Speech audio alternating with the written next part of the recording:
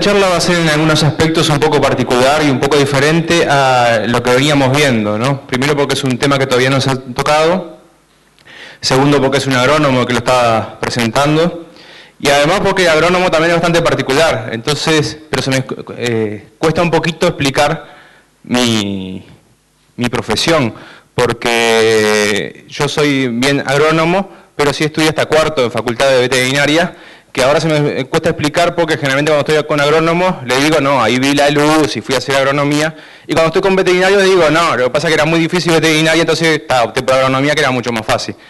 Ahora hay agrónomo veterinario y en realidad me fui porque me fui a estudiar a República Checa y ahí había buena cerveza. Esa puede ser una de las explicaciones.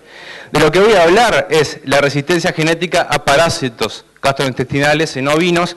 Voy a hablar y presentar datos principalmente de merino. Bueno, ¿qué tema vamos a tratar? Primero una breve introducción, después qué criterio de selección es el que estamos usando, algunas particularidades de ese criterio de selección y algunas conclusiones generales. Bueno, para empezar, ¿por qué? Y de esto voy a pasar muy rápido porque ya lo explicó, en general todos nos basamos en algunos trabajos que ha hecho el Peto y que ha venido haciendo América Mederos, que fue la que me introdujo en el tema este. ¿Por qué seleccionar por resistencia a parásitos gastrointestinales? Esto ya de hecho lo salteo porque ya fue explicado en otras charlas. ¿Cuáles son las diferentes o algunas de las herramientas que tenemos para ese control? También ha sido manejado ahora. Acá lo que estoy agregando es la resistencia genética. Y vamos a ver, la resistencia genética lo estamos encarando de dos aspectos, tanto cuantitativo como molecular. La resistencia genética, para elegir animales o evaluar animales genéticamente, lo que contamos en Uruguay son con las evaluaciones genéticas poblacionales, y acá les muestro las razas que están ahora con evaluación, que es la Corriedal, Ideal, Merino, Romney. Estos ya tienen evaluación, solamente Corriedal y Merino tienen evaluación para HPG, o sea, para resistencia a parásitos. Y en desarrollo está Merilin y Texel, que no planean hacer evaluación de HPG. Después está la Frisona Milchas, que es nada más que una evaluación intramajada que se hace en las brujas. Y la Paul Dorset, prevemos que el año que viene o depende de cómo se organice la sociedad, podría estar haciendo esa evaluación.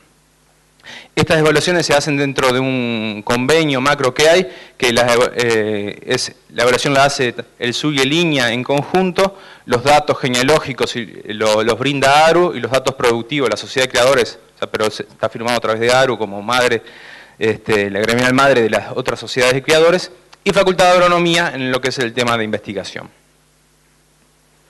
Acá nada más para que vean un poco la cantidad de cabañas que hay por cada una de las razas en las diferentes generaciones. Pueden ir viendo que en algunas razas ha ido creciendo ese número, después se va estabilizando, en algunas arrancó el número mayor, después bajó y se estabiliza.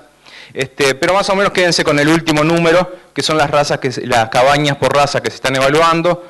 En Corriedal unas 24, en Merino unas 14, después en Ideal, Merilin, Romney oscilan siempre entre 4, 5, 6 cabañas. Los datos por animales, datos y animales por raza y por generación, estos son los que les presento acá, por ejemplo, para la generación 2006, son las cantidades de datos, o sea, cantidad de, en este caso nos estamos refiriendo a animales, en el caso de Corriedal, animales que tengan peso a la esquila, que tengan diámetro, o sea, entran casi 6.000 animales nuevos todos los años. En Ideal unos 600, 700 animales nuevos todos los años, en Merino andamos cerca de unos 3.000 animales.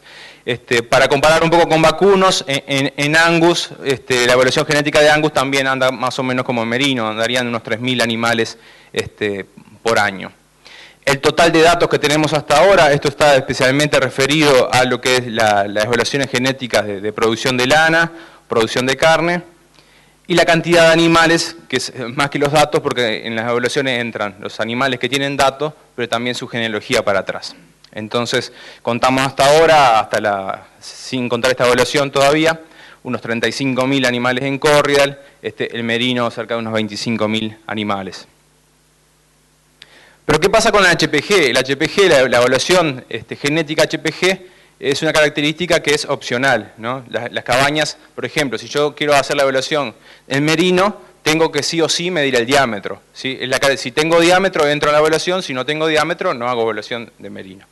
Pero en cambio HPG es optativa, ¿no? Entonces si yo quiero hacer HPG, lo único que tengo que hacer es conectarme con las otras cabañas que quieren hacer HPG y mandar datos, en este caso, a línea Tacuarembó.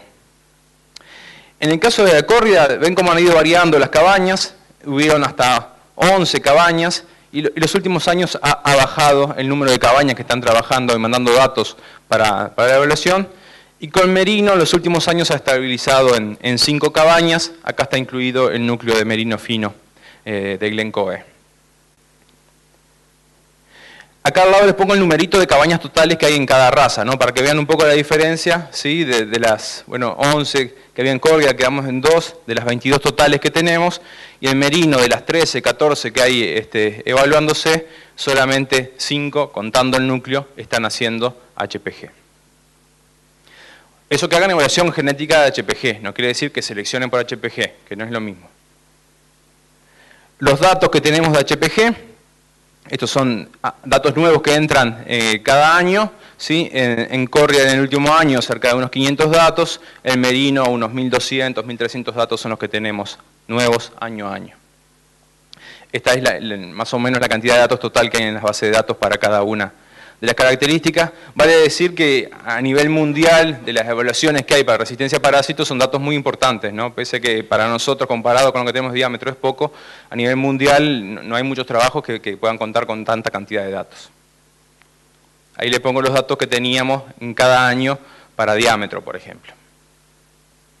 En el caso particular de merino, está la evaluación genética poblacional, donde se conectan esas 13, 14 cabañas que teníamos, y está el núcleo merino fino. El núcleo merino fino se creó a través de un proyecto merino fino, que fue con estas instituciones y con el apoyo del Ministerio de Ganadería.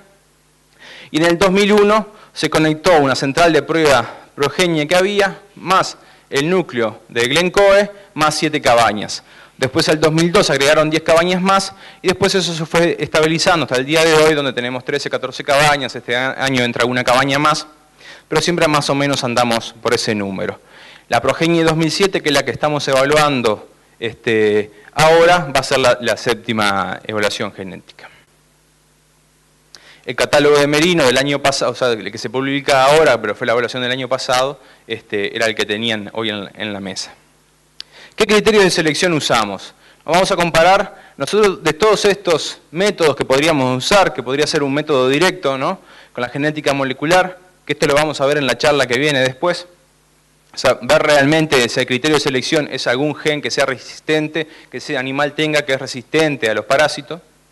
Nosotros tenemos métodos indirectos, ¿no? Y lo que estamos usando es el conteo de huevos, ¿no? El HPG.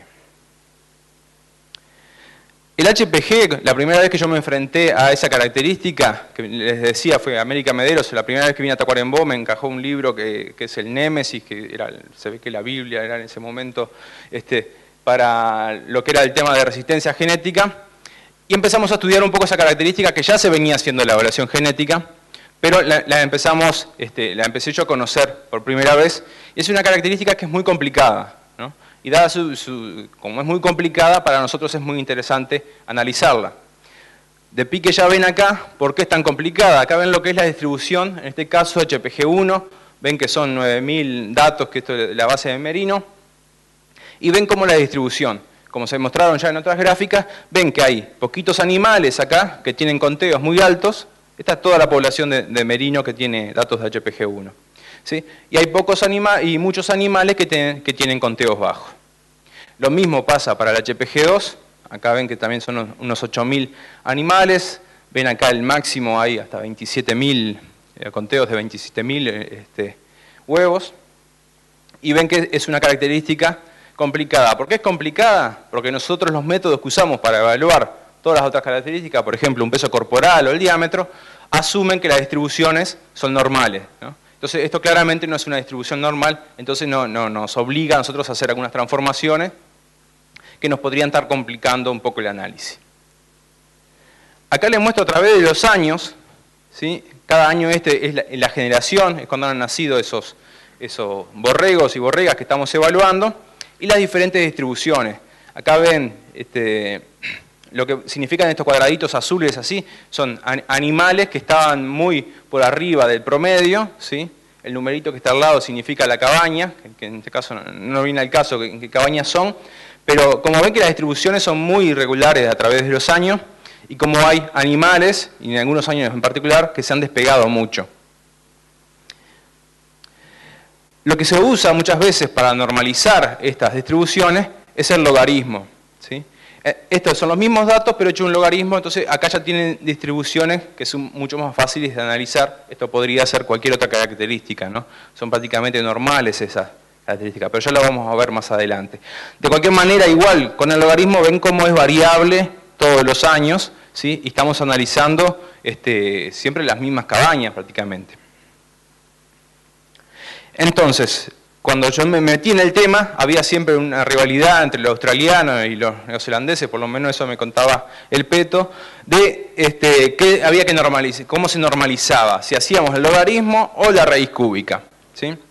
Que esto puede parecer una bobada solamente de matemática o de estadística, pero en realidad, dependiendo que tan bien nosotros analicemos los datos, va a ser la precisión que vamos a tener después para la selección, ¿no? Entonces, si yo soy más o menos preciso en la selección de los carneros que son más resistentes a los parásitos, voy a tener mejores resultados.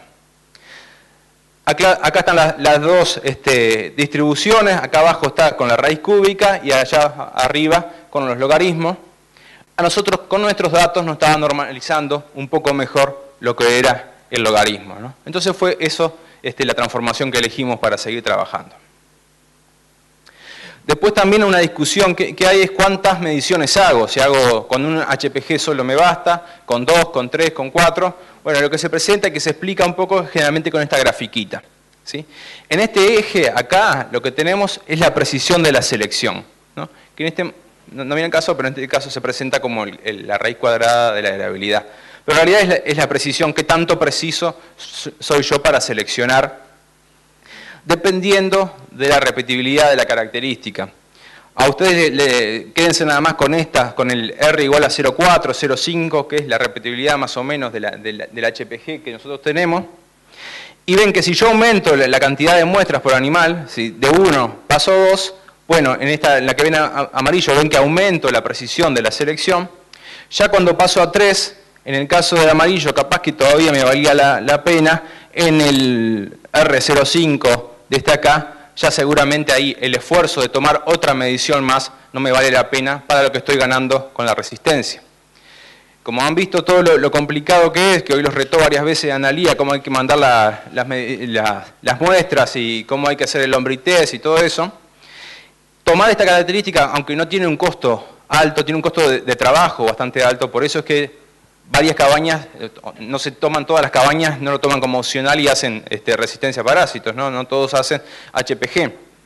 Entonces, también exigir que hagan 3 mediciones o 4 mediciones para ganar un poquito nada más de precisión, capaz que no tiene sentido. Solamente como anécdota, en Australia hacen hasta 3 HPG, o tienen en la evaluación entra HPG1, HPG2, HPG3, pero según me decía la misma gente que hace la evaluación allá, rara vez las cabañas tienen más de una medición, ¿no? Lo están tomando en diferentes momentos, pero la medición generalmente registran un dato solo. Entonces, por eso que hacemos 2 mediciones.